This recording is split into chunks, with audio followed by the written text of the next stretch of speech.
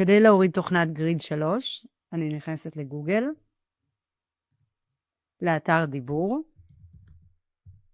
הורדות, נכנסת לגריד 3 וגריד לאייפד, ולוחצת כאן. מחכה שההורדה תסתיים.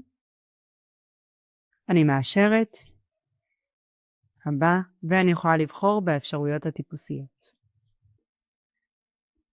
לאחר סיום ההורדה אני לוחצת על סיום. באופן אוטומטי נוצר לי קיצור דרך על שולחן העבודה, אני בוחרת בגריד 3 ופותחת אותו. במידה והורדתם גריד לראשונה, אין לכם פה משתמשים, אתם יכולים ליצור משתמש חדש. אם יש לכם כבר חשבון סמארטבוקס, אתם יכולים ללחוץ על הכניסה. במידה ואין לכם, תבחרו במתחילים.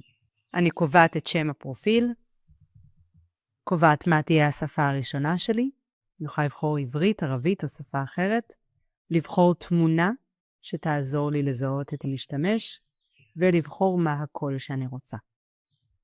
זה שלב שהוא אינו חובה, אבל מומלץ לעשות אותו, לחבר לחשבון סמארטבוקס. במידה ואני לא רוצה לחבר לחשבון סמארטבוקס, אני יכולה ללחוץ על דילוג. במידה ואני רוצה לחבר את החשבון שלי לסמארטבוקס, אני מכניסה פה את כתובת המייל וסיסמה. זה לא חייבת להיות אותה סיסמה כמו של המייל, פשוט סיסמה שתזכרו אותה. אני מכניסה אותה שוב, ויכולה ללחוץ על יצירת חשבון. הכנסתי את המייל שלי ואני לוחצת על יצירת חשבון. אני בוחרת אילו יישומים אני רוצה.